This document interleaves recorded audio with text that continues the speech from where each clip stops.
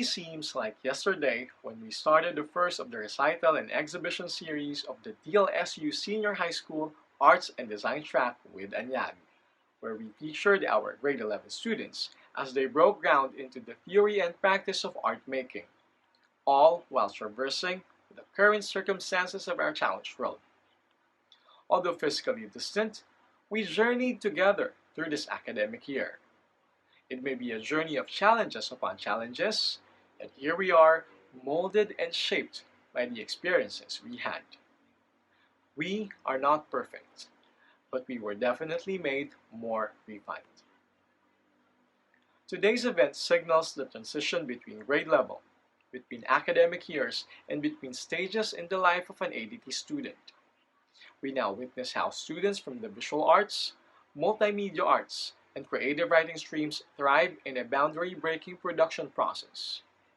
We will witness them shape voices and text into lyrics and rhymes, materials into freestanding form, and ideas into cinematic realities.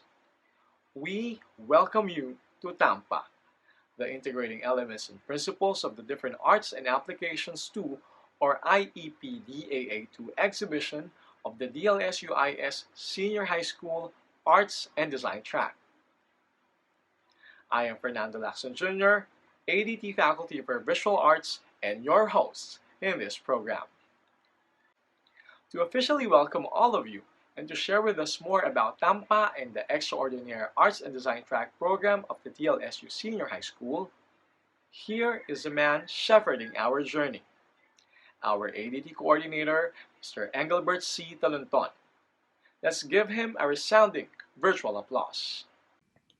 Some 10 months ago, we have started the senior high school academic year in the height of the COVID-19 pandemic and major shifts in the mode of learning of our students. These major shifts on how we deliver instructions, as well as our workshop classes in the Arts and Design track, did not deter us to put up our exhibition recitals for our students each end of the trimester. As a matter of fact, we have successfully staged them publicly online and gained even greater audience reach, a testament to our commitment to quality Lasallian education and a mission to promote the arts. For the past trimesters, we have successfully launched 4 exhibition and recital events for our ADT students, namely Avid, Anyag, Dikit, and Manis.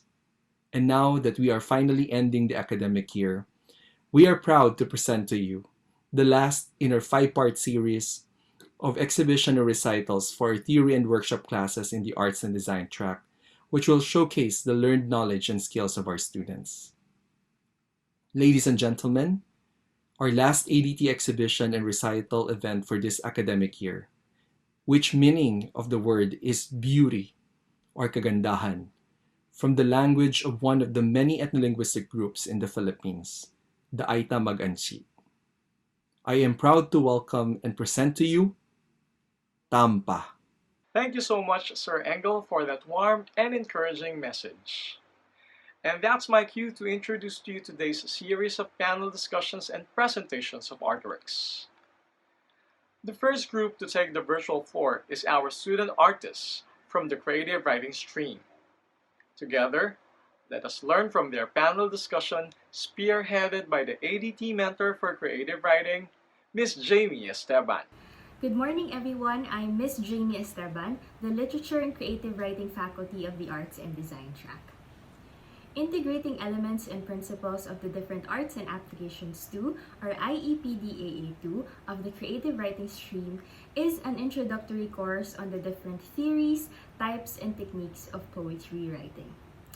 We focused on the critiquing and the writing of the different poetic forms and genres such as narrative poems, haiku, prose poem, blackout poetry, ekphrasis, spoken word poetry, and protest poetry.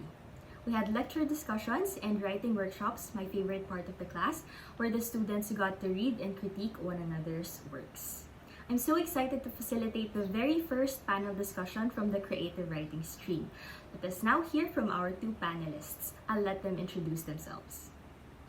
Hi, ako si Rachel Ramos from 11 ADTB from the Manila campus. And I'm Josh Denzel from ADT 11A Manila campus.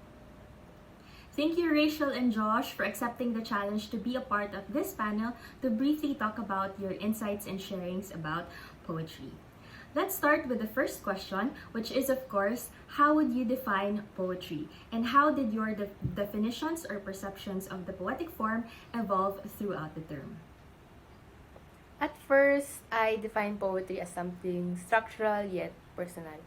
Compared kasi sa short stories, poetry has line breaks, rhyme schemes, meter, and whatnot. So, it's structural in that sense. But it's also personal because even with the structure that you impose on it, you still try to evoke emotions to appeal to your readers. Pagkatapos sa aming pag-aralan ng poetry, mas nadalian na ako at mas naliwanagan na ako sa iba't ibang forms tulad ng prose poems, list poems, and ekphrastic poems. Yes, I agree, Rachel. Poetry, while highly structured, which makes it intimidating to some, has also the power to capture genuine emotions and appeal to readers. How about you, Josh? How would you define poetry? Initially, my understanding of poetry was that it was merely a form of storytelling about a picture or an experience of what a particular artist wants to convey. However, after studying poetry deeper in our creative writing class, I understood that it was more than just telling a story. It was about creating the story in the audience's mind. Poetry is like a painting considering that words are your colors, and you must mix and match the words to paint a rich scene. A scene where the audience is genuinely immersed in this experience with all their five senses, where all the five senses used, where an individual can feel the gusts of winds coming from the clouds or visualize the enormous mountains towering over their heads. That for me is my idea of a perfect poem. I like the idea of comparing poetry to painting because both of them are constrained in terms of space. For painting, the frame, typically, and for poetry, as few pages as possible. But the challenge is to use the constraints of space as inspiration rather than limitation. Speaking of challenges, what difficulties did the poetic form present to you or to your writing process? Laging challenge sa akin yung pagpapatong-patong ng tamang rhyme scheme or pattern. Kasi mahirap yung mema-rhyme lang. Parang pilit kasi ang dating. Nakakatulong yung website na kung mag-search ka ng word, ibibigay na sa'yo yung list of words na magra-rhyme doon. Helpful din siya sa part na ina-expand niya yung vocabulary ko. Yes, in fact, I know a lot of poets who use those kinds of websites too when they're looking for the perfect word for their poem. So that's definitely a simple yet effective and practical tip. Thank you, Rachel. What about you, Josh? Honestly, poetry is really intimidating for me, since some poetic forms or genres have specific rules that you have to follow. For example, a typical haiku has to have a set of number of syllables and lines. But more than that, a poet should also mind what words they use and how they utilize these words. So you really have to be aware of effective use of word choice and richness and efficiency of the vocabulary you are going to use. Moreover, a poet should be attentive to the musicality and tone of their poem. There is so much a poem must consider in constructing a good poem. Poetry indeed presents a lot of challenges to beginning writers, but you two have definitely stepped up to those challenges. You mentioned effective word choice, Josh, and I do think personally that your ekphrastic poem in particular is a perfect example of that. So I hope our viewers will look forward to your poetry reading later. And just like that, we are on our last question, which is, which among the many poetic forms and genres we discussed in class resonated with you the most and why? Blackout poetry ang nag-resonate talaga sa akin. Blackout poetry kasi when you use a page from a newspaper or book and erase most of the words on the page using a paint or marker until you only have the words you want to use for poem. I like it kasi may mga words na for you. Pipiliin mo na lang yung mga kailangan i-erase para i-highlight yung magiging poem mo. It's really interesting kasi yung page pwede siya initially light and fluffy. Pero dahil sa blackout poem, pwede magbago yung vibe niya. It will really depend on what words you highlight and what words you erase. Yes, I agree. I also personally like blackout poetry. It's one of my favorite poetic types. And to quote Austin Kleon, a popular practitioner of blackout poetry, nothing is completely original. All creative work builds from what came before. And what about you, Josh? What was your favorite poetic form or genre? A genre that genuinely resonated with me was haiku. Haiku is a Japanese poem with 17 syllables in 3 lines. It traditionally paints a picture of the natural world. For me, haiku is such an intricate craft to handle since you can only write so much due to the restriction of the haiku's nature. But with that said, haiku is such a beautiful form of poetry when skillfully handled. It can paint a beautifully vivid scene with just a few words. It truly leaves me breathless in its way of looking at the physical world and seeing something more profound. It makes me feel calm and peaceful. Very well said. I think you captured perfectly what haiku is all about, and in a sense, what poetry is about, which is an intricate craft that is beautiful and profound when skillfully handled. And on that note, we conclude our very short panel discussion in poetry. Rachel, Josh, any last words? Hi! We'd like to invite everyone to visit the ADT website and read the Creative Writing Stream's portfolio of selected poems. We're all beginners in poetry writing, but we hope you will appreciate our works. Also, each of us prepared a short poetry reading for one of our pieces. We hope you enjoy. Please read and continue to support the creative writing stream. Thank you and enjoy the rest of the show. Hello, I'm James Gareth Gomez of the Creative Writing Stream. I'm from ADT 11A, Manila campus. The poem that I'm about to read is called Monsters. It is an example of a protest poetry. A protest poetry or a protest literature refers to works that address the real social political issues and express objection against them. It is any form of poetry which has, as one of its main functions, the objective of finding fault with some existing current event or circumstance. My poem Monsters is a protest poetry about a social political issue in the Philippines regarding the sudden increase of illegal cases and actions committed by multiple police officers over the years. You may find the rest of my writing on the ADT website. Thank you for listening and for supporting the creative writing stream. Monsters by Gareth Gomez. Every monster has a certain sound: whispering, growling, howling of a hound. Do you hear the sirens approaching? The sound of monsters in blue incoming. To serve and protect, that is their duty. But now, their mere presence brings fear and cruelty. Some say, not all, but how absurd. Either the devil or silent cowards. Maybe image slowly decays. They kill and frame the poor, their prey. Thank you. Hello, and my name is Chrisela Ordonez of the Creative Writing Stream. I'm from the class of ADT 11A of the Manila campus. The poem I'm about to read is entitled The Night Cafe 1888. This is an example of an ekphrastic poem about the night cafe painted by Vincent van Gogh. An ekphrastic poem makes writers reflect on the chosen painting, drawing, or sculpture to amplify the made art and expand its meaning. The Night Cafe 1888 depicts a man's point of view in his time at the night cafe as a bartender.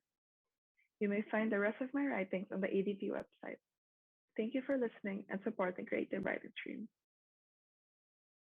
The Night Cafe 1888 by Chrisela Ordonez. Once again, glasses everywhere. A billiard table standing in the middle there, with incomplete pieces of the game, no one there to play.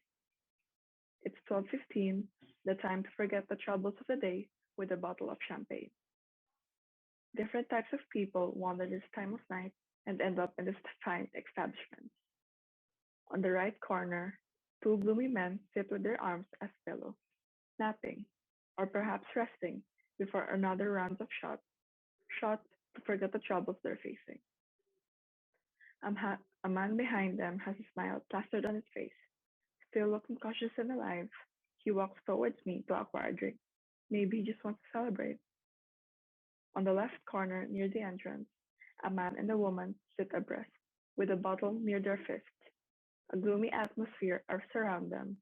A problem must have occurred, that a bottle of liquor is what they prefer. Near them is yet another man, sleeping. Seems like he was kicked out by his own wife, with no money to buy a drink and alone at his place. Every night at this cafe, people come to appease themselves. It's still 12:15, and this is the trouble I have to get by through the night.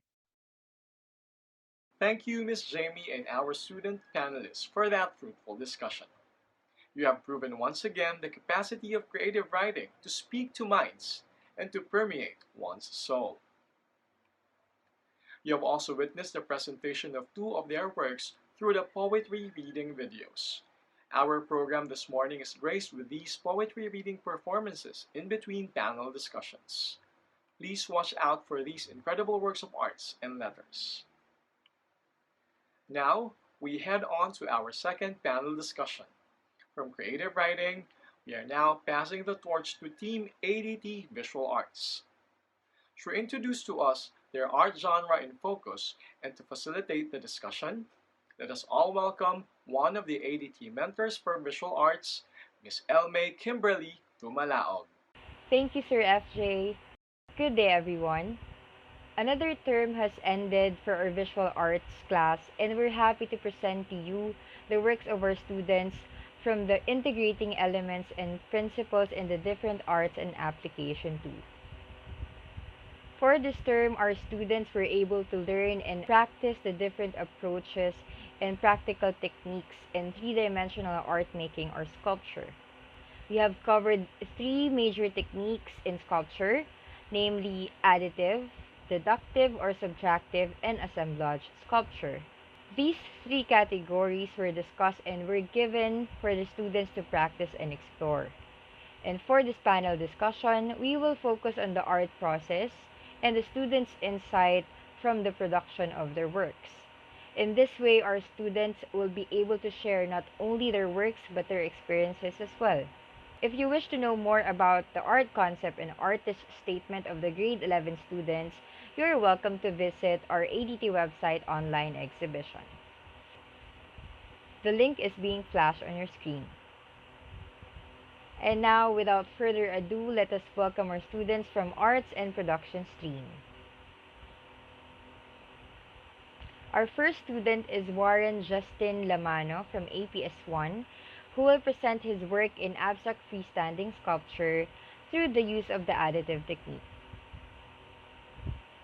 Our next student is Pauline Kate Manalo from APS3, who will present her work of abstract freestanding sculpture through the use of assemblage.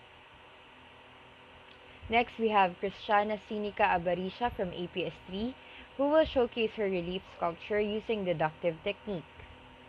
And lastly, we have Zyrene Anicol Dating Ginoo from APS3, who will present a relief sculpture using soap and deductive technique. Hello everyone! First of all, I would like to congratulate you for being selected as representatives of your class. I believe your classmates are also looking forward to know about your art process and your journey in creating these masterpieces. So now let's jump into the first question. Okay, I'll start with you, Pauline. So how did you come up with this piece? No? Please share with us the significant part of the art process. Thank you po, Miss, for that question. Since the moment that our class was tasked to create our art studies, I was definite that I wanted to produce a pair of wings, particularly of a fairies, due to its significant message to me. In fact, my artwork sketch and colors were inspired by the two characters from my favorite childhood series about fairies. Originally, my figure was outlined as a relief sculpture using tissue paper rolls as the main material.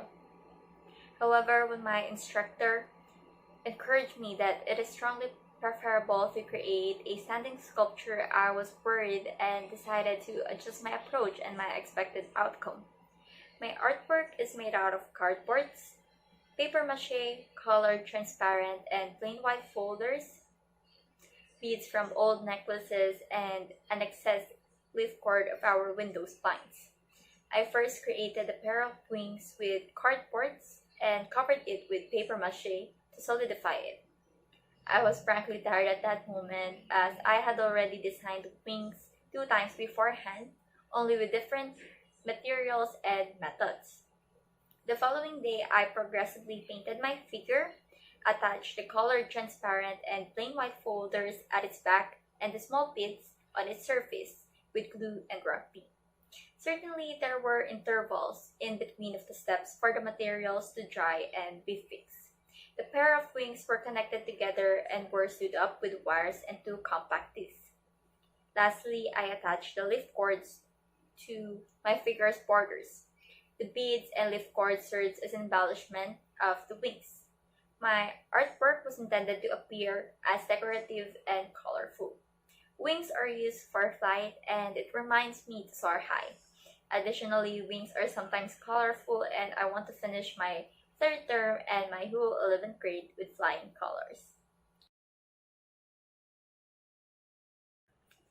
Thank you, Pumis, for that question. As I previously mentioned, my concept was meant to be in a relief style and I had made modifications. Regardless of being more experienced with junk arts and assemblage than of the 2 earlier art forms and types of sculpting, this was actually my first time to create a standing piece in this dimension. Thus, it was relatively challenging for me.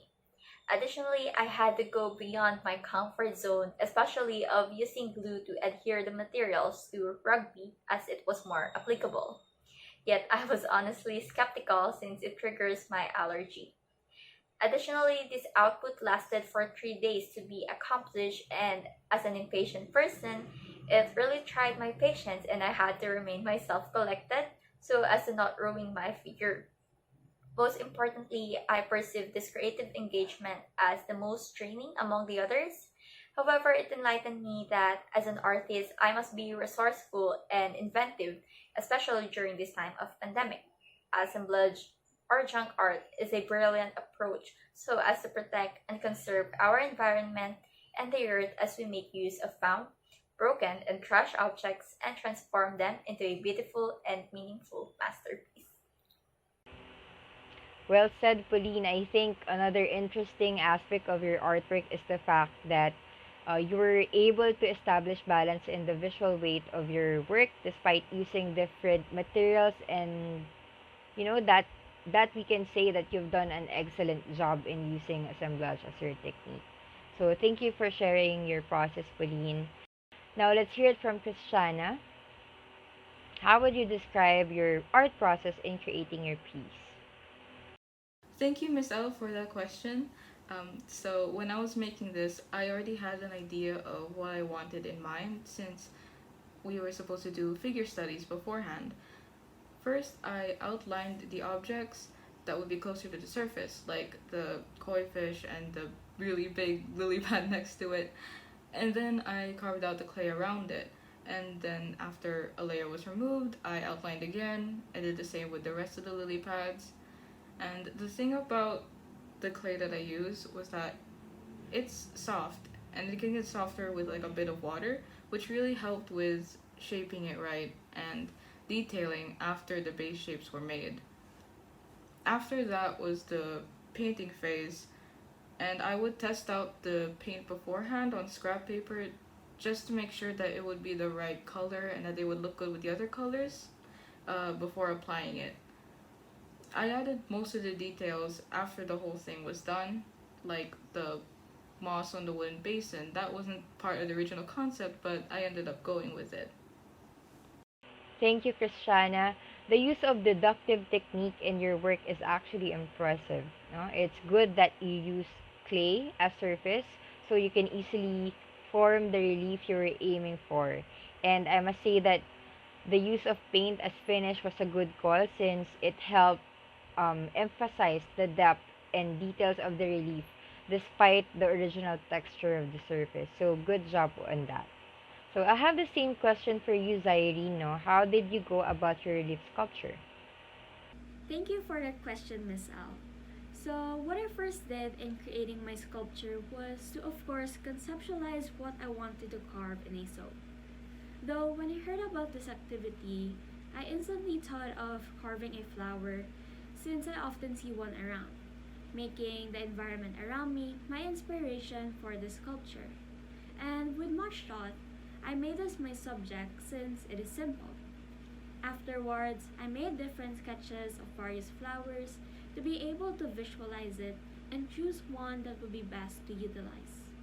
With Perla soap as my medium or material, I first scraped off the brand name to even it out.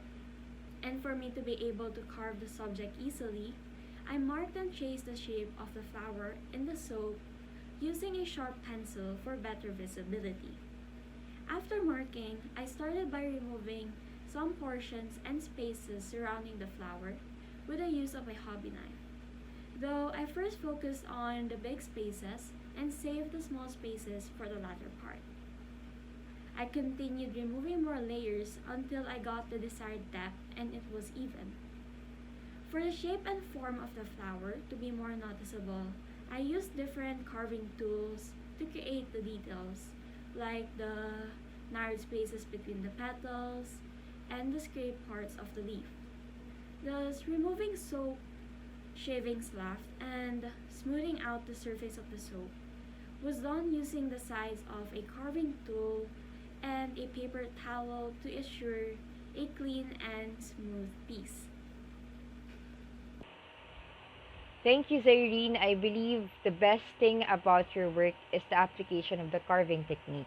It's neat, it's clean, no? And you have shown a good quality of edges and distinct lines that is actually challenging given the surface that you use. That is really good. And of course, Warren, same question for you. How would you describe your process in creating your piece using the additive technique? Thank you, Miss, for that question.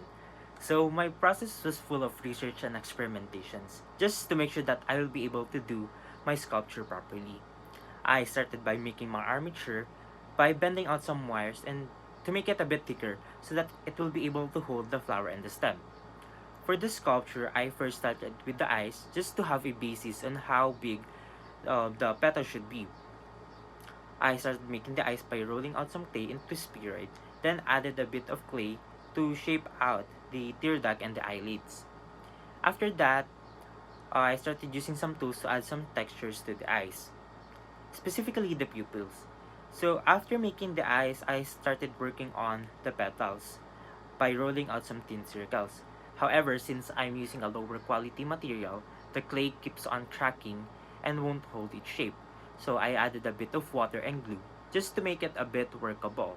So when the clay was doable, I made several thin circles and just placed them on the eyes and folded the edges to make it look like some petals. Then I just bind everything using some water and smoothed the edges of the flower. When the flower was done, I attached the armature at the back and covered it with clay just to make it sturdy enough for the flower. Then I let it rest for about a day, then finished it out by painting over the eyes using some acrylic paint to make the texture stand out and make the eyes realistic.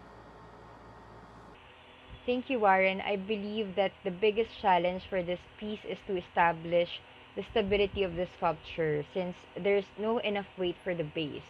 However, you were able to build that from the head to the stem, and that is actually a good job given that the armature you used was pretty light. So, nevertheless, the form you were aiming for was achieved, and congratulations for that. Now, for our second question, which is still related to your art process, what are your main takeaways in creating this piece? That would be the question. Okay, so we'll start with you again, Pauline. Thank you, Pumis, for that question. As I previously mentioned, my concept was meant to be in a relief style and I had made modifications. Regardless of being more experienced with junk arts and assemblage than of the two earlier art forms and types of sculpting, this was actually my first time to create a standing piece in this dimension. Thus, it was relatively challenging for me. Additionally, I had to go beyond my comfort zone, especially of using glue to adhere the materials to rugby as it was more applicable. Yet I was honestly skeptical since it triggers my allergy. Additionally, this output lasted for 3 days to be accomplished, and as an impatient person, it really tried my patience, and I had to remain myself collected so as to not ruin my figure. Most importantly, I perceive this creative engagement as the most draining among the others. However, it enlightened me that as an artist, I must be resourceful and inventive, especially during this time of pandemic. Assemblage or junk art is a brilliant approach so as to protect and conserve our environment and the earth as we make use of found, broken, and trash objects and transform them into a beautiful and meaningful masterpiece. Well said, Pauline. Thank you for that answer. How about you, Christiana? Thank you, myself, for the question. So through the process of this artwork, I learned a lot of things. First, that you don't really need all that many tools to get started with things like this. For example, I didn't have any actual sculpting tools on hand when I was assigned this task, and I was worried that that would really affect my output, but in the end, it turned out alright. That brings me to the second thing I learned, which is that sometimes you just have to trust the process, even if it doesn't look good at first, or you're inexperienced and doubtful that you can pull it off, or it ended up looking a little different than what you originally were going for. As long as you're genuinely invested in what you're doing, it will turn out better than you'd expect. I think both of your answers directly point to being resourceful. No, with Pauline in terms of being resourceful in terms of medium, and Christiana pertaining to the tools. In class, we always encourage ourselves to try the unconventional, and that we can always find good use to different things that surround our workplace or art studio, diba? So, how about you, Zyrene? What is your takeaway in creating your piece? Thank you, Miss L, for that question. So, my main takeaway while doing the artwork was that it is important to practice patience and be more precise, since creating a small mistake would be hard to cover up and might lead to starting all over again. Because once you remove a piece from the material that you are using, there is no turning back. What's done is done. Other than this, with the materials that I have used, specifically soap, it was pretty easy to work with and remove pieces since the material was easy to cut through. But it is also essential to work with caution, since one uncontrolled move can easily break off the part of a sculpture. Though I have experience using a different kind of material for carving, which is a rubber eraser, I would still say that I prefer using soap. These takeaways made me realize that deductive is a bit more challenging than additive sculpture, because in the process of additive, the piece is gradually built up until the desired form. The shape can easily be modified, and errors are easier to cover up by adding more clay. Unlike subtractive, where you can go back and change your mind once you have started removing pieces from your material. Thank you, Zyrene. For deductive technique, patience and preciseness is really important. I'm happy that you learned that from your work, no? So, how about you, Aaron? To be honest, Miss, I learned so much while making this piece. I used what I learned on the process of this sculpture to improve my other pieces. Through several research and tutorials, I adapted some techniques like adjusting the consistency of the medium, which is the clay, because the clay that I used was really dry. So I tweaked it a bit and added a bit of water and glue, which made the clay less dry. I also realized that I need to allot a significant amount of time with sculptures since the process requires it. And I noticed that when I rushed the petals of the flower, it didn't turn out that well. So for me, I think that sculpture might seem complicated. However, we just need to be resourceful to be able to produce good sculptures or good artworks. Thank you very much, Warren. I believe your fellow students will agree with you that the process of sculpture requires time and effort to build. And in doing so, art studies and material research is essential in planning and creating the art piece. So I'm delighted to know that you have learned significant approaches to improving your work as an artist. And we hope that you can apply what you have learned in your future projects as you continue your journey in your visual arts class. Hello, I am Rodrigo Manuel III of the Creative Writing Stream. I'm from ADT 11A of Laguna Campus. The poem that I'm about to read is called Amenatius Trove. It's a narrative poem. The narrative poem, from the term itself, is a poetic form that focuses on storytelling. My poem, Amenatius Trove, tells a story about a person who steals expensive medicine and tries to escape from the clerks and security guards. The theme may be typical of that a person who tries to save someone by resorting to desperate measures, but for me, the persona is selfless and willing to go to lengths to protect their loved one. You may find the rest of my writings on the ADT website. Thank you for listening and supporting the creative writing stream. For the poem, A Menacious Trove. Creep, O meekly foe, he gently makes a row. Time takes the roll. Mind, you are soul. How fair the show! Losing time control, is that he hears a toe. Away he goes from the goal. Did he truly find the content? He did. Far from the 100%. Returns from the void, O meekly foe. His hand of solving refused to let go. Drop, bounce, run. Smashed, dashed, spun. A rusty old magnet, fleeing from the quartet. He acquires the thing, but not a shiny ring. At last, he does a thing. To make sure he creates a cling. Oh, meekly foe, he finally heals his pail. Down he goes the trail. He hears another toe. Hello, I'm Josh Denson Lang of the Creative Writing Stream. I'm from ADT 11A Manila Campus.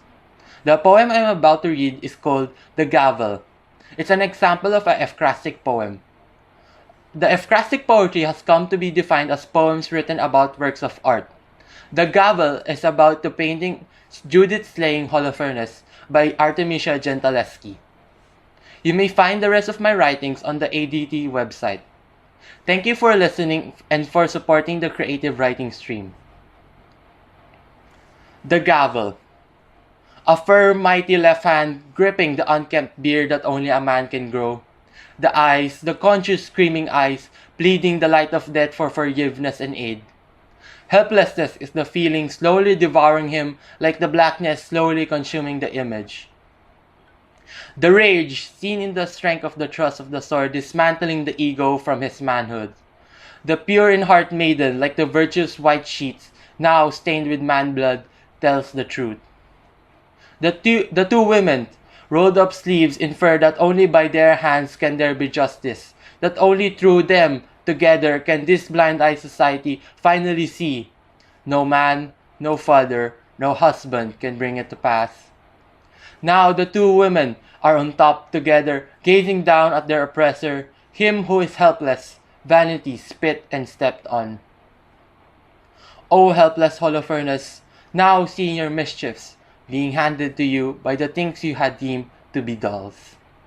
Thank you, Ms. L, and kudos to our students for that engaging discussion and mesmerizing sculptural pieces.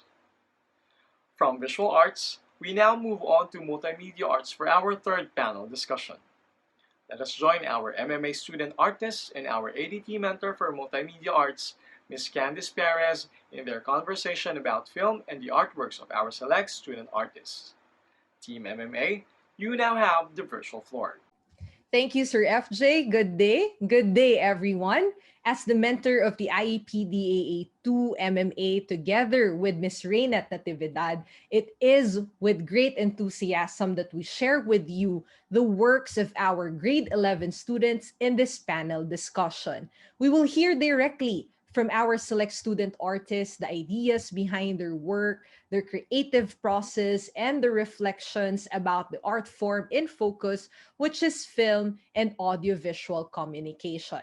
In IEPDA 2 Multimedia Arts, it is a course in the DLSU Senior High School Arts and Design track that introduces visual and multimedia art students to the medium of film, specifically the activities in the pre-production phase of filmmaking. We have the script writing, production management, and production design. For their final output, which they are going to present today in this panel discussion, the students conceptualized a film concept, a film narrative, which they later developed into a sequence treatment. And then they selected specific scenes for their sequence treatment that they carried through in an actual production to produce their film stills. In the process of the planning of the production of their film stills, the students also performed some production management techniques introduced in class. Therefore, the film stills that we are going to see today are a product of the entire pre-production processes that the students learned and performed in this course. So, let me now introduce to you the first set of panelists. We have Mark Gabriel Magpili, Kiana Sanchez, and Carol Moralde. All of their works are in the category of live action. Hi, everyone! Hi, Miss. Good Hello, morning. Miss. Good morning po, Miss. Welcome to our panel discussion. So let's get started. Let's get the ball rolling with our first question. We would like to know, please tell us about the film concept, the stories, the narrative behind this film stills and illustrations, and where did the idea come from? Let's start with Mark. Hello po. Good morning. I'm Mark. And my film, Red, is a drama that tells the story of Wilfred, an artist activist who uses his art to protest against the wrongdoings of the oppressive government, such as police brutality instances and extrajudicial killings. In doing so, he damages his relationship with his father, who only wanted what he thinks is best for him. Towards the end, a shocking twist of fate paints a blank canvas red. The title itself talks about recurring themes in the film, such as the act of red tagging and the color of blood, which is seen splattered all over the canvas. Red aims to tell the story of the dark reality that our country is facing and the countless red tagging incidents that led to multiple undeserved deaths. There was no particular inspiration for this concept other than to bring attention to what is happening and make people more aware of the situation in our country. Thank you for sharing the story, Mark. Let's hear it now from Carol. The story of my film, Halukay Ukay, is about a teenage girl who buys a vintage designer jacket while thrifting. After her purchase and use of the vintage designer jacket, she then experiences multiple paranormal experiences. The vintage designer jacket is then revealed to have been worn by a woman in her coffin, which then fell victim to a grave robbery. The title itself is derived from the Filipino words halukay, meaning to dig, and ukay ukay, a Filipino thrift store. The idea from the film is derived from the superstition that ghosts haunt the clothes that they were buried or died in, and those who ever possess their garments are haunted by the ghost. Interesting, interesting. Thank you for sharing that, Carol. And lastly, let's hear it from Kiana. Well, my film Ivory Tower is a psychological thriller that follows the story of a married couple on the week of their anniversary. They relied on the same dynamic every day. The husband goes to work and the wife stays home. For the wife, she was really happy with this until over the course of the days leading up to her anniversary, she grew tired of the same routine.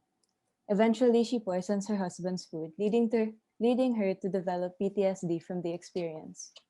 She then lives her life the same as she always had, oblivious to what happened. The film was inspired by the 2014 thriller Gone Girl, and because of that, I wanted to highlight how love is really scary and unpredictable.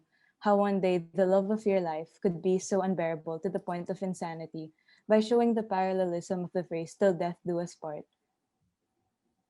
Wow, that's exciting. Thank you for sharing, Mark, Carol, and Kiana. Thank you for sharing to us the film narratives behind this film stills. With what you have shared, we have seen the importance of being attentive, being sensitive and being reflective on what's happening around us. It may be diving into a social-political issue like red tagging, or noticing how ukay-ukay is part of our culture, and to emphasize that by juxtaposing it with pamahiin. It can also be from awareness of the experience of other people, especially their struggles in their day-to-day private lives that can be hardly seen by the public, such as issues of mental health, relationships, and family life. With your responses, it reminded me of Ricky Lee's statement in the book Trip to Quiapo, the book that we used in our class. It says here na ang trabaho ng manunulat ay ang makakita at ipakita sa iba ang nakikita niya. Ayan. So thank you for sharing the narratives behind your story. And now our curiosity is, how did your film elements represent your concept or narrate your story? What were your considerations in creating this whole Miss Unsun? For the reference of our audience, when we say Miss Unsun, this is a term that refers to everything that you put in front of the camera. This includes the set design, the lighting, wardrobe, fixture, furniture, and even the actors. So let's hear it again first from Mark.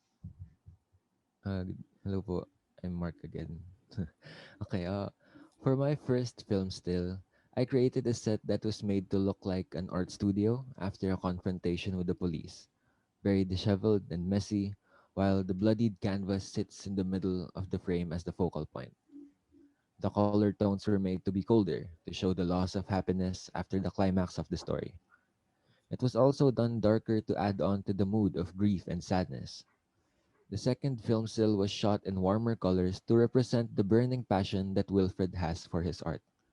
A Dutch angle was used to give the viewer a sense of intensity, similar to what Wilfred feels about his work and his raging anger against the government. This scene was shot to be a representation of art as a weapon, since the shot is reminiscent of typical movie scenes where the character is seen holding a weapon. In this instance, the weapon at hand is not a gun or a sword, but instead a paintbrush. Thank you. Thank you, Mark, for describing the choices of props, of elements that you put in the mise en scène of your film still. Thank you for sharing that, Mark. And let's hear it again from Carol. Since my film's genre is horror, the lighting was made to be dark, gloomy, and high contrast, and colors were deprived of their saturation and vibrance in order to evoke a sense of eeriness to the viewer. For the chosen sequences in the film stills, I made sure to give certain visual cues such as laundry detergent, washing machines, and clothing hangers in order to communicate the setting of the scene, which is inside a laundry room. As for the main character, Cassandra, I was not able to find someone to portray her for my role in the film. Instead, I chose to play her myself, even though I do not necessarily present as a woman. In the chosen scenes, Cassandra wears her pajamas since the scenes are set in morning and dusk after Cassandra has gotten out of bed. Thank you. Thank you for sharing, Carol, how you created the world of ukay ukay and the setting, the milieu of your film through the choices of film elements. And lastly, let's hear it from Kiana. Well, I really wanted the color palette of my film to match the sanity of my protagonist, Kira, as to guide the viewer on what to feel. The film begins with a light-hearted, warm color scheme as it slowly loses color. Since I didn't want to directly imply that the husband was killed by Kira, I wanted to hint at this through a colder, darker palette.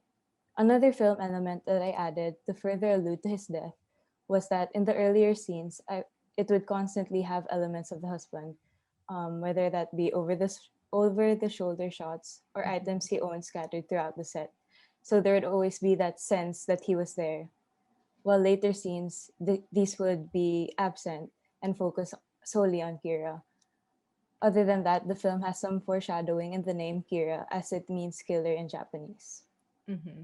Exciting, exciting. Thank you for mentioning the details about camera angle, choices of colors, and even the choice of name for the character. It has its contribution to the understanding or to conveying the narrative of your film. So, with the responses of our panelists, we can see that in the process of filmmaking, you meticulously put together different visual elements, everything that is seen in the frame, in order for you to effectively convey your story. With film stills, we can only present the visual elements, but if we are to produce the moving pictures, the actual film, we will understand that it is not just the visual elements that we put together, but also the audio elements that will complete the world that we try to depict in our story. And that is the beautiful language of filmmaking.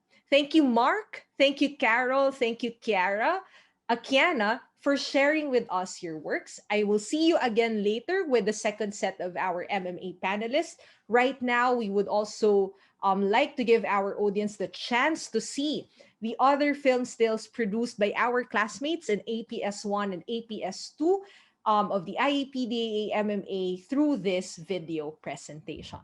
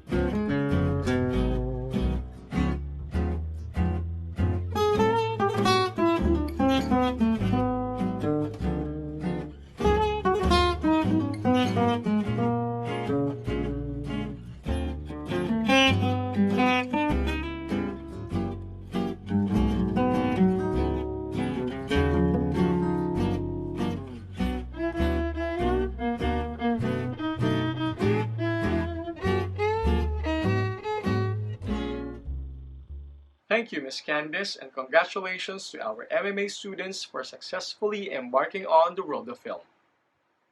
For now, let's give our eyes a few minutes of rest so that we can further appreciate the next set of artworks to be exhibited.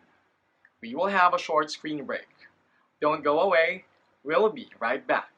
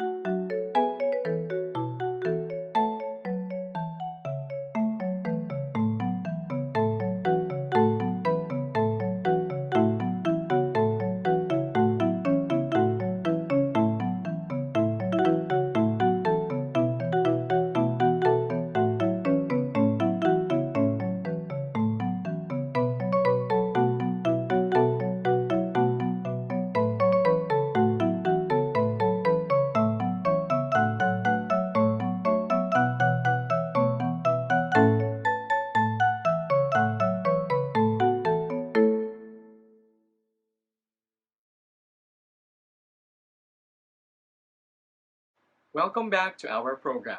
This is TAMPA exhibition of the Arts and Design Track Unit of the DLSU-IS Senior High School Department. We resume the second half of our program with another round of panel discussion from our Multimedia Arts stream. Hello again, Team ADT MMA. Thank you once again, Sir FJ, and we are back in the panel discussion of the multimedia arts. Let's continue our discussion on filmmaking with our second set of student artists. We have here with us Jermaine Richie Adi Ang, Bettina Marie Jonko, and Sophia Ruth Quito. Hello, everyone. Hello po. Hello. Welcome to our panel discussion. This batch of presenters did an illustration of their film concepts developed into sequences and their final work, which is now film stills. And we are here to listen to their creative process on how they created this work. So for our first question, please tell us about the film concept of your stories, the narrative behind it, and of course, where did the idea come from? Let's start with Addy. So, my film concept is titled I Wish You Love, and it is a sci-fi horror thriller type movie with a twist at the end. So, our main protagonist, her name is Evelyn.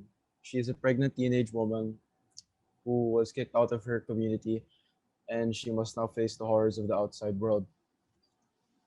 As she's getting kicked out of her community, she's outside the gates. She gets help from a mysterious man named Benjamin. He's this knight in shining armor type, selfless warrior dude, and together they fight the through the monsters and try to survive.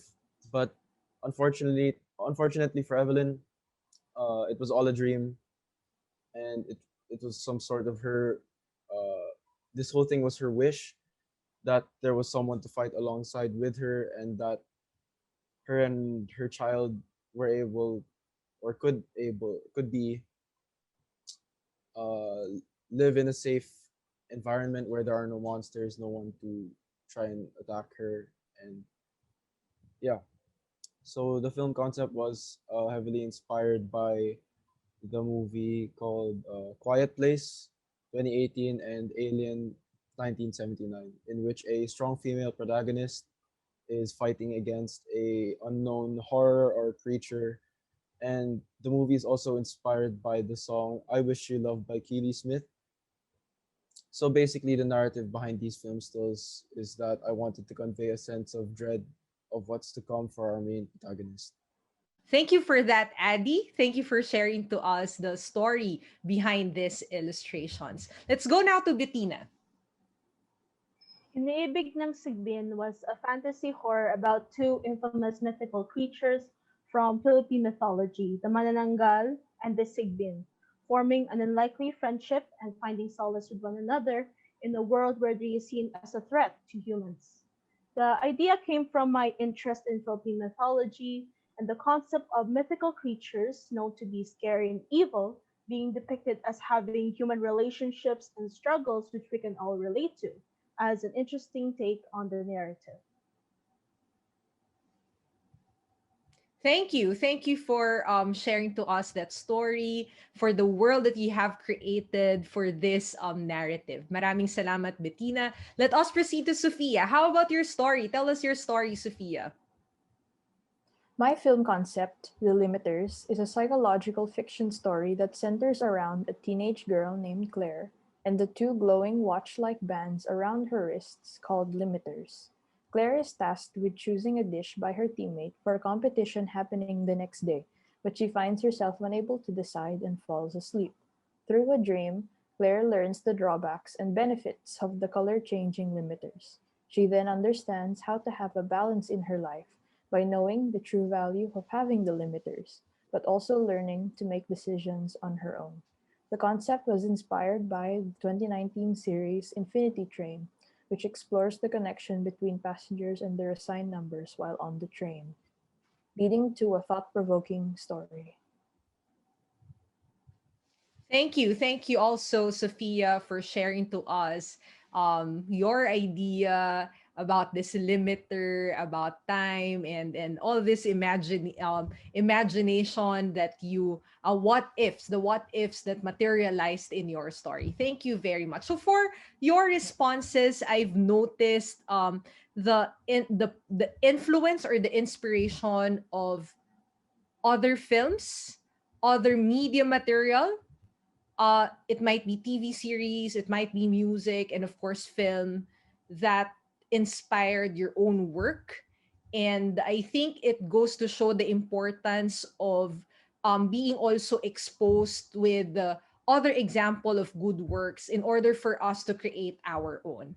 Also, what's interesting about what you have shared, all of your works are beyond what we beyond reality. It is a creation of imagination, and that highlights the importance that for artists we, and of course as filmmakers, we should really have that um active imagination, in a sense that we can actually create a whole new world, a world different from what an imagined world, but at the same time that imagined world also depicts the reality that we are all experiencing. As you have shared, Addy, in your work, it might be an imagined world and yet it depicts something in reality. And similarly, with personal agony of making decisions, and it is represented through limiters, through these gadgets that you imagined and that you invented for this story. And also for Bettina, a representation of mythology, but at the same time in context of what people are experiencing. So working with the what ifs and working with imaginations, and of course being inspired with other works, can be sources of ideas. Thank you for sharing that. And let's proceed to our next question. Our curiosity now is, how did your choice of film elements represent your concept or narrate your story? What were your considerations in creating your mise en scène or everything that you put on your film stills and illustrations? Again, let's start with Addy. So for my film stills, I wanted to represent a very dark and gloomy scenario that's void of life, which is why I chose a grayscale color palette. And paired with this, I also decided to highlight some things I feel that are important in red, because it automatically brings viewers' attention, especially when it's laid against black and white.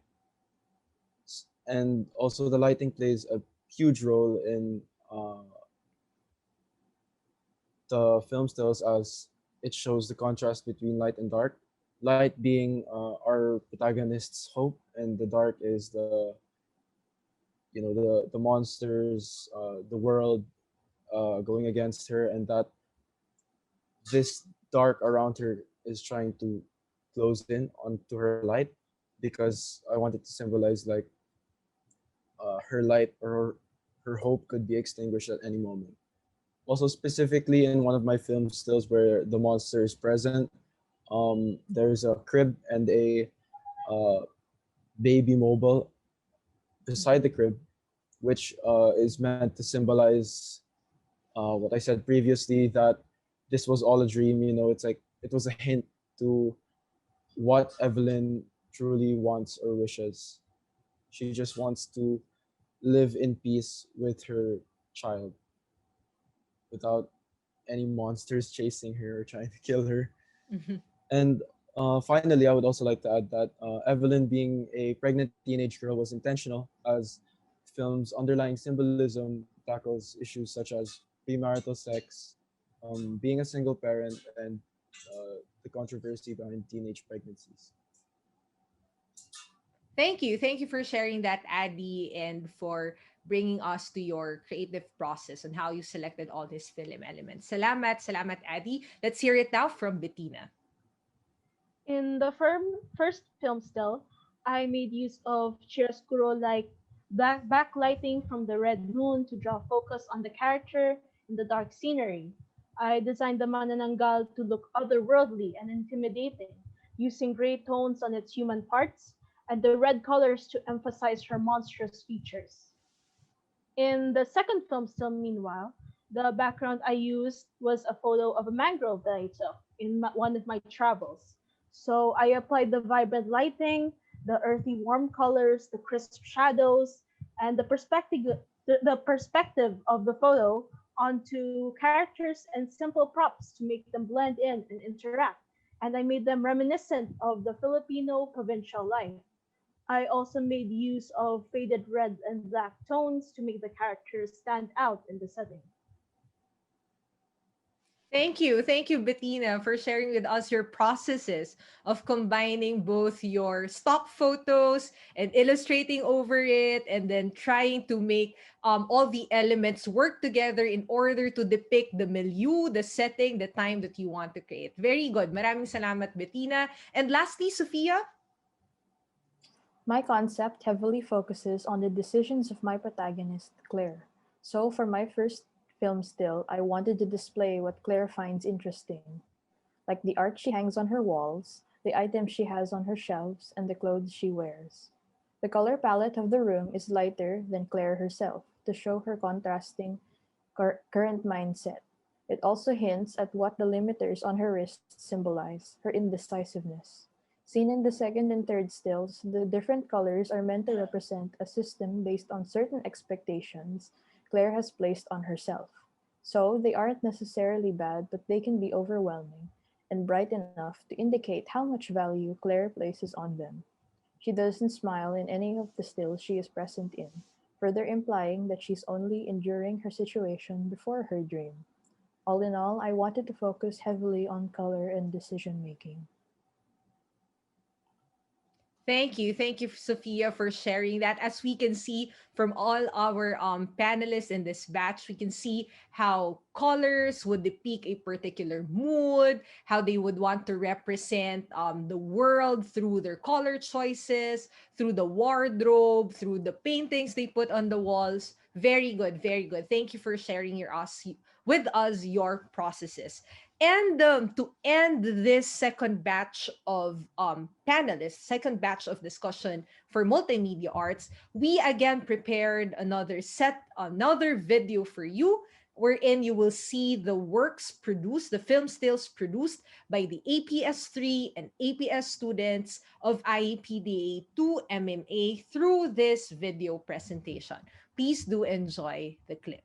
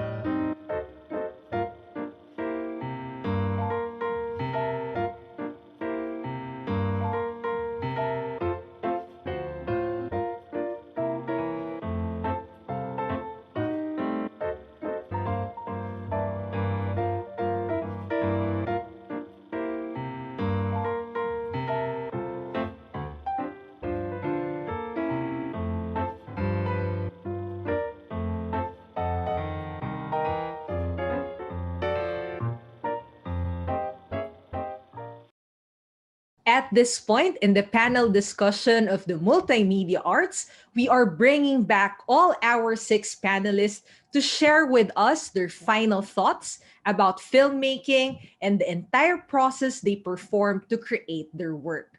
For our last point of discussion, may I ask our panel members, as students who had their first course in filmmaking in their senior high school ADT program, what is your biggest takeaway about the art form of film and its pre production processes? Let's start with Addy.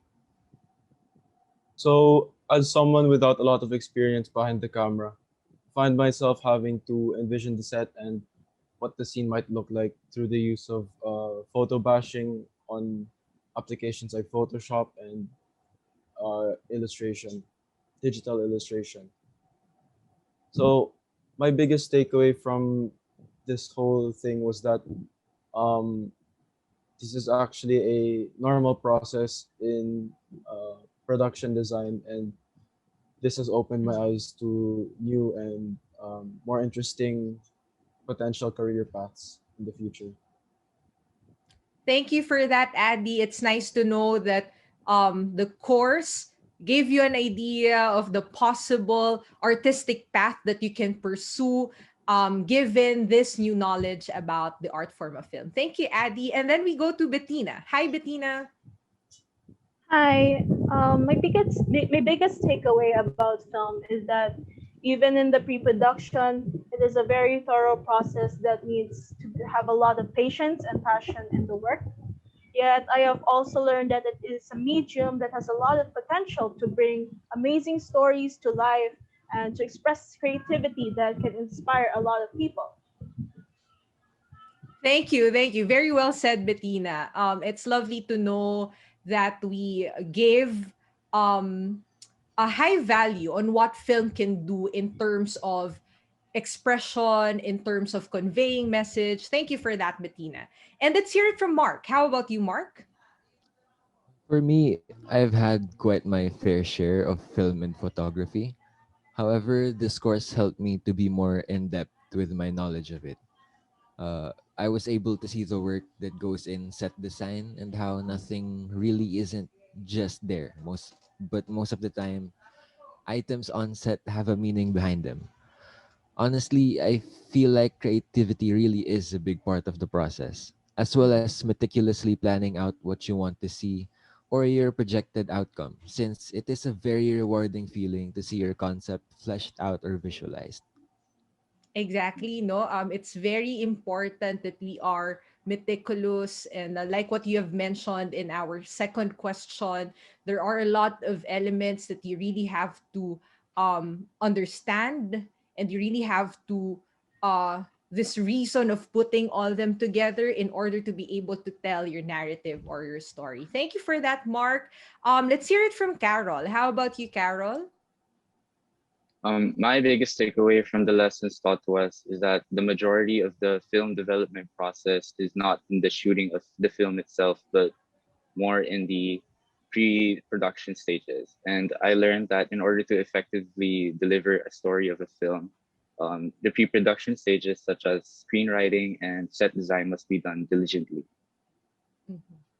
That's very nice, Carol, that you've mentioned that the entire film process is not just in the shooting phase, but rather the preparation really takes a long time. If we have prepared in the pre-production phase and then somehow we can already secure a smoother shooting or a smoother production phase, and of course the post-production as well. Thank you for that, Carol. Let's hear it from Sophia.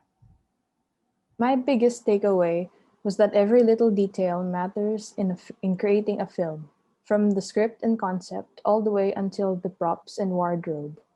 That when put together, it creates a beautiful art piece.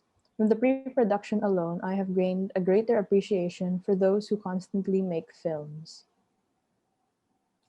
Very good. Maraming salamat, Sophia. Thank you for reminding us to also value the works of our filmmakers, not just the directors, but everyone in the production, because they go through all the details, all these processes in order to give us a good film, a film that we would enjoy, and the film also not just for entertainment, but something where we can learn. Thank you for that, Sophia. And lastly, let us hear it from Kiana. Well, film is something I've grown to be passionate about over the past few years, especially since I've been exposed to it more and more. But actually, placing myself in a pre production process completely changed my perspective on this. I learned that film is not solely to convey a story, but also to visualize the creativity of an artist, as it requires resourcefulness, attention to detail, but most of all, out of the box thinking. Mhm. I think that's a very good way to conclude our discussion for this our discussion in this exhibit. I would like to thank again Addie, Sophia, Mark, Carol, Bettina, Kiana for your insights regarding this topic. I'm now giving back the virtual floor to our host, Sir FJ. Thank you very much. Thank you, Multimedia Arts, for that comprehensive discussion. We are now on the last panel, and we are bringing back the visual arts stream for their second round of panel discussion and art presentation. The virtual floor is yours, Miss L. Thank you, Sir FJ. For this last panel, we will showcase the works of three of our students in the Arts and Production stream. Their works are under the category of assemblage, which is also a form of additive technique.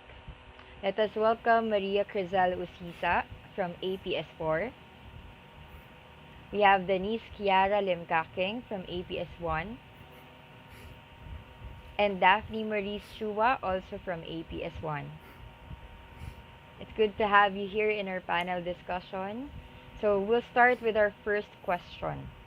How do you describe your art process in creating this piece? No, maybe I'll start with you, Daphne. Thank you, Miss L, for that question. So, before I started conceptualizing my sculpture, I first went around my house to look for possible materials that I could use.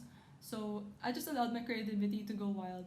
And something as unique as a suitcase, jackstones, and like ribbons, I added to my inner list of possible items that I could use for my sculpture. Then from that, I moved on to the actual conceptualization. So I made sure that I took inspiration from the items I already had at home. And at the same time, I wanted to connect the sculpture concept to issues I was passionate about. So for example, in my other sculptures, I talked about concepts like sex education, feminism, and empathy. But for this sculpture specifically, I chose to talk about the situation in our country. And I wanted to show the feeling of desperation and frustration that Filipinos go through each day because of certain incompetencies and misinformed decisions caused by the government, which is all the more amplified and which caused a bigger impact during the pandemic. And so I thought of depicting a hand reaching out for help, but as no one is there to reach out to it, it continues to sink in an endless void of grief. So for the art making process, I started with putting two styrofoam balls inside a glass box, and then I attached the foldable parts of paper fasteners onto the balls so that they resembled fingers. I used this as an armature for the air dry clay that I then put together using the additive technique, so it formed a hand, and then I used the paintbrush and water to smooth out and blend the form of the sculpture, so it wasn't too rough on the edges. And I used a glue gun to attach pieces of dead flowers onto the sculpture, so it really gave off the feeling of death and fragility. And lastly, I finished the hand with red paint in order for it to look like it was dripping with blood, which then aimed to show the feeling of pain and suffering. Thank you, Daphne. It's really good that you were able to integrate your concept well in this sculpture. I also admire the use of organic materials in establishing contrast with the main piece, which is the hand. So you really did a good job on that. So congratulations. How about you, Kiara? How do you describe your process for this piece? Hi, Miss. Thank you for that question. I think in order to understand the process, you have to start from the very beginning, which is the conceptualization of the product itself. So where did this concept come from? The concept actually came from, like, when I was a kid, I used to have these decorative glass stones in our garden, in our house, in vases, things like that. And I used to play with them. I would used to wash them, pretend they were like shiny coins that I could keep. And I would look at them with the sunlight and they would reflect really nice colors back.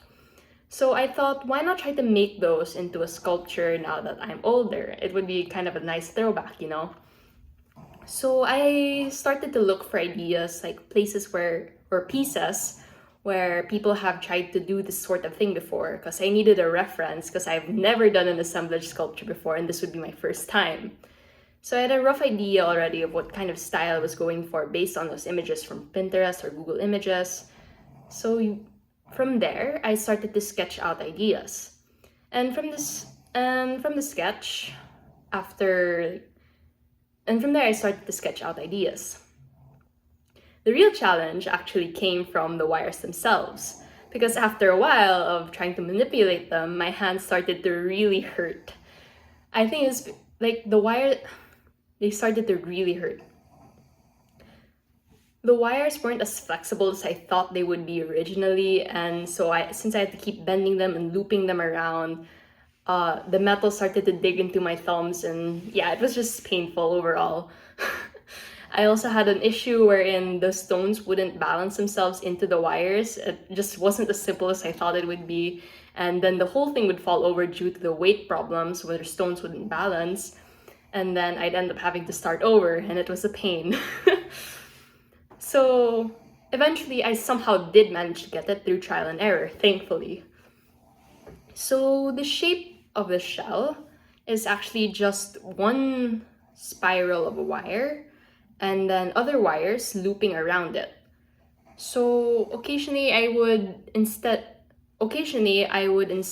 of looping it straight, I would try to fold it over so that I could insert a stone inside and it would hold properly instead of just falling over. So once the overall piece was done, I ended up sticking it on some leftover modeling clay that I had left from our first sculpture because it wouldn't stand upright by itself, and I found that it actually worked better if I just stuck it on some clay instead. I think the end result ended up looking like a knot to the shell, which funnily enough is what I painted for my first VA class as well.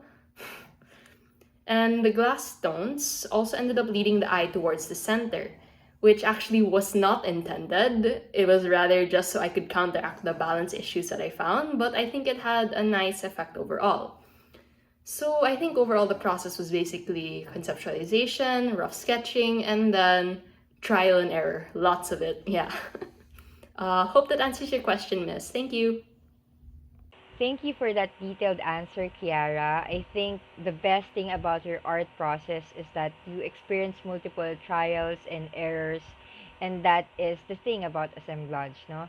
Since you have different materials to combine, you will also have different material compatibility to consider, no? And I must say you did great in making these elements work together as a whole. So now let's hear it from Maria. How do you describe your process for this piece? Thank you for the question, Miss L. So, Triumph from Chiaroscuro is a 10-inch by 3.5-inch sculpture made from air-dry clay and battery-operated fairy lights. The sculpture consists of two main parts, the hand and the lights that comes out of its palm. Before making the sculpture itself, I made sure to add two new batteries to operate the fairy lights to make sure that it will last as long as possible. For the sculpture, I started by adding clay onto the battery holder to form the base, and then gradually added more clay to form the wrist until it reached the size that I wanted it to be. I then started to mold the palm. While molding the palm, I look at my hand for reference to make sure that it will look as accurate. After molding the palm, I started to add toothpicks on the fingers' designated positions to hold the fingers' place and to prevent it from falling. After molding the fingers, I started to add more clay onto the wrist to make sure that it will look as proportionate as the hand. To prevent the sculpture from falling, I added toothpicks and chopsticks to connect the hand to the wrist. So, from the word chiaroscuro, which is the Italian artistic term for the dramatic effect between the dark and light areas of an artwork, I decided to paint the sculpture black in contrast with the white colored fairy lights. Thank you, Maria. I'd like to commend you for integrating light sculpture in this piece, no? This is something new, and you did well in building the armature and directing the lighting position to where it should go best. So, moving on to our last question, and most probably the most important part in doing the workshop class, I would like to ask you about your takeaways in creating this piece. Let's start with Daphne. I think my main takeaway from this piece and from the assemblages I made overall is that creativity really has the power to be maximized as much as possible when you're being resourceful. Because I didn't want to buy anything for my sculptures, I was able to look at normal items and junk that I had around the house as things that really had potential. So even things that wouldn't normally be seen in an artwork, like dead flowers, a mannequin, or like a wig, has the capacity to be included in an assemblage sculpture and possibly make it even more interesting because of their uniqueness. And another thing I learned from making assemblage sculptures is that colors are important as well in making sure that the sculptures you are making look visually appealing. You don't have to follow a specific color palette, but I find that it's good to make sure that the colors of your items work well together and aren't too clashing. But you could also use a vibrant color in contrast with its surrounding neutral colored items to highlight a specific part of your sculpture so that it catches the eye of your audience first. And lastly, I learned that organization is very, very important when creating assemblages because the way you arrange the different items in your sculpture will really affect how the viewers will see your artwork as well. And it not only impacts what part of the sculpture your viewer will see first, but as a whole, it will also impact the emotion that will be felt by the viewer because your sculpture embodies a story that you yourself want to tell. Thank you, Daphne. I like what you said about finding things or materials that have potential. It is true that we should not fully depend on what we can buy in the market, right? Making materials work together is the best thing about assemblage, and I'm happy that you're able to do that well in your work. How about you, Kiara? What did you learn from making this piece? What I learned. I think what I learned from this is that assemblage sculpture pieces are actually difficult to do from what I had first assumed. It was actually much more difficult.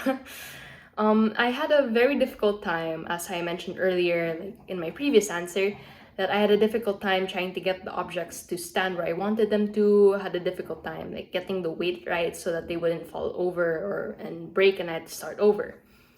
So I think it's mainly due to that issue, like how light the wires were in comparison to the heaviness of the stones that generally gave me the hardest time. So it had to teach me how to analyze. I had to learn how to analyze like which parts I could insert the stone so that the whole thing wouldn't fall apart. And I also had to learn how to make do with what I had since I couldn't put any sort of adhesive or glue because I felt that would ruin the effect the stones had of making the sun shine through it and being clear. I also couldn't add more wires because I had a limited amount of them, and I was scared of running out before I actually finished the sculpture, and then I'd have to undo it and then start again. So I guess what I could take away from this is how to manage your resources better and also how to better manipulate the materials in order to solve the whole issue of it not holding together and trying to get it to balance. Like I mentioned earlier, the pattern of the stones was actually random. I didn't plan for it at all. It just so happened that it started leading into the center where it clustered more there. And I think the effect was actually very nice. Yeah, while that wasn't planned and I think it was really interesting, I also think it's interesting to note that it just kind of goes to show you, that you can't really plan for the whole art process. You can't really plan what the final piece is going to look out or what you're going to do exactly step by step. Because the art process is just kind of, like you do it as you go and you learn as you go. It just kind of happens while you do it. And I think that what makes art pieces like really interesting. Like it's the mistakes you make along the way that somehow work. And when it works and kind of clicks, it's just nice. Like you're like, oh, I did that, even though it wasn't intentional and it still worked and you learned something from it, like you can probably do it again next time. So yeah, that's my main takeaway. Hope that answered your question, miss. Thank you, Kiara. I have to agree with you that when you try to explore the materials for the first time, you will somehow and you will probably break some plans or some rules, and that moment of change can actually make your artwork more interesting and unique, no? I'm glad you recognize that from your work. And of course, Maria, I'd like to ask you the same question. What is your takeaway in creating this piece? The takeaway that I got from creating the sculpture is to trust myself throughout the process. My personal process of creating a sculpture consists of 4 steps. The first step involves my brain, as this is a step where I brainstorm what object I would create. This object must be inspiring enough to ignite my creative juices. This object must be motivating enough to get me through the process from beginning to the end. The second step involves my eyes, as this is the step where I envision what my sculpture would look like at the end, and how I see myself creating this through the process. The third step involves my hands. My hands are responsible to put into action what my brain imagined and what my eyes envisioned. My hands are responsible to make the sculpture from the base to the finishing details. The last step involves my heart, as this is the step where I appreciate my work. This is the step where I put value into my work personally. This is also the step where I hope that the viewers would also appreciate and see the significance of the sculpture that I have created. Thank you, Maria, for that genuine and very personal answer. I'm glad that you were able to connect with your work, and I hope that you continue to do that in your future projects. Once again, thank you, students, for sharing your experience with us this morning. I hope that you still continue to create and share your stories and masterpieces with other people. Hi! Ako si Rachel Ramos from 11ADTB and Creative Writing Stream. Ang ginawa kong poem entitled Whether It Is Noble for I to Linger is an example of a free verse poem, which is an open form of poetry. So, wala siyang strict rhyming scheme. Ang ginawa kong poem is about my concept of immortality and nakuha ko yung idea from an immortal character sa isang game. Pwede niyong basahin ang iba pang work sa ADT website. And I thank you for listening and supporting the creative writing stream and the other streams as well. To elongate one's existence, imagine the distance I'll venture without any resistance. All the books I can read, I don't even have to mind the speed. All the songs I can listen and sing, a star in the making. All the people I will encounter are also the ones I will lose forever. Be slapped by the reality of loss, not from the gain of everything I've come across. To live beyond the threshold of years has blinded me with the cloud of my tears. Like doctor said, immortality is everyone dying. I don't want to live. I want to leave. Blackout poetry is a kind of found poetry. The writer crafts a poem out of the words and phrases from the page of a newspaper, book, or any reading material. The poet blacks out or erases with a marker, paint, or any writing implement the words that they will not use for their poem, thereby highlighting the words that jump out the text, which comprise their poem. In contemporary times, this kind of erasure poetry was first popularized by Austin Kleon, the author of Steal Like an Artist. He believes that all creative work builds on what came before. The blackout poems you see on the screen were created by Charlize Isabel Esquivel of the Creative Writing Stream. She is from ADT 11A Manila campus.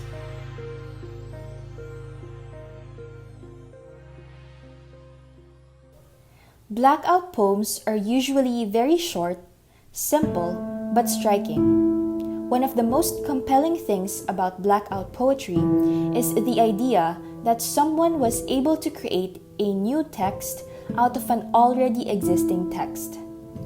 This kind of art making is certainly not unique to poetry. For instance, this creative process is somewhat analogous to sculpting or to installation art making. Blackout poetry is an exciting poetic form which the creative writing stream was able to explore a little bit during the term. You can check out more of Kylie's works in their class portfolio posted on the ADT website. Thanks for watching and supporting the creative writing stream.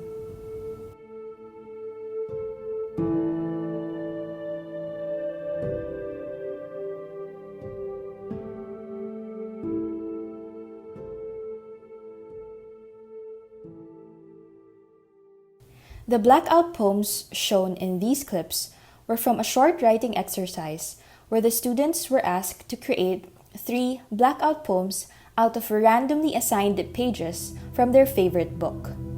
Kylie's blackout poems were taken from the pages of Harry Potter and the Chamber of Secrets by J.K. Rowling. Some blackout poems, like Kylie's works, have accompanying illustrations that further emphasize or dramatize the scene, moment, or theme being explored in the blackout poem. Thanks for watching and supporting the creative writing stream.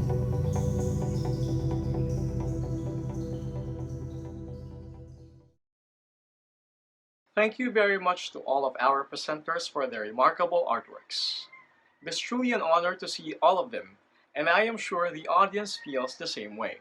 Dear guests, we have reached the end of the program. To cap off this successful online exhibit, we welcome our dearest Associate Principal for Senior High School, Mr. Rembrandt P. Santos, for his closing remarks. But before I give the virtual floor to Sir Rem, the ADT unit would like to honor our dearest Associate Principal for his unwavering support and for his enthusiasm and encouragement to the programs and visions of the ADT unit.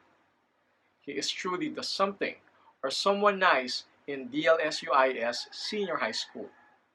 Maraming salamat, Sir Rem. Once again, for our closing remarks, Mr. Rembrandt P. Santos. Let us give him a resounding round of applause. Congratulations to our ADT LaSallians for a successful term and recital and exhibitions. I truly enjoyed all your presentation, and I am so amazed with how you presented what you have learned this past term. I am so proud of you. As I extend my congratulations to you, my dear students, let me congratulate also your arts and design track teachers led by Sir Engelbert Talunton, your ADT coordinator. Without them, this will not be possible.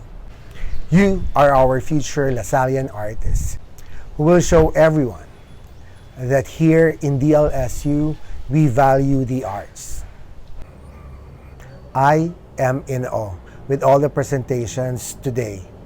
They are testaments that we can thrive in this pandemic, that even if we miss the face-to-face classes, the online distance learning has been proven effective.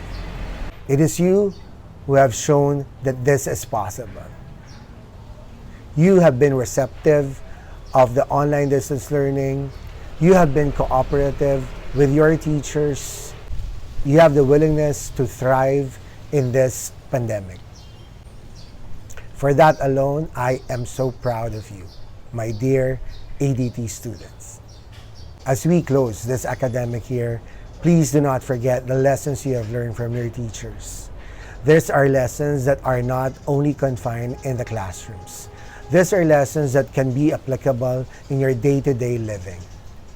Because in De La Salle University Integrated School, we want you to have the holistic education that you need in order to be successful in life. This year is one that you will not forget. We will not forget the hard work you put into every task we ask from you. This is something that you should be proud of, because even if you were encountering some difficulties in online distance learning, even if you found it very hard not to have face-to-face classes, you still delivered. We are so fortunate to have you in our class, in our school. Continue honing your craft, because this will be your gift to the world. And you want to offer the world the best gift possible from you. We continue to promise to guide you in this Lasallian journey. Pareho ng CCP, naniniwala tayo na ang art ay para sa lahat. At ang art nyo ay TAMPA. Napakaganda. This is your Associate Principal for Senior High School, Sir Rem, praying that every art you produce will glorify God. God bless you, and Animo Lasal. Thank you very much, Sir Rem, for those ardent and inspiring words. We are truly grateful. Dear guests, we have reached the end of this morning's exhibition. Later in the afternoon, we have the TAMPA recital of Grade 11 Arts and Design Track Performing Arts Strand. We invite you to join us again later in this event. To know more about the ADT program in the DLSU-IS Senior High School and the updates on our upcoming activities and events, including all of the artworks that you have seen in this exhibit, please check out the ADT website, which is listed in the comments section. May I also remind everyone to answer the evaluation form that can be found in the comments section. As we bookend this year's series of theory and workshop exhibitions, we'll look at the next frontier of our dear ADT students. Next year, still within the physical limits of our circumstances and the digital boundaries of virtual learning, we hope to articulate more discourse and produce more profound works that reflect upon the tensions and intricacies of our contemporary times. See you next academic year. Animo DLSU-IS Senior High School Arts and Design Track, Animo La Salle. Hail, hail, alma mater, hail to De La Salle. We'll hold your banner high and bright, a shield of green and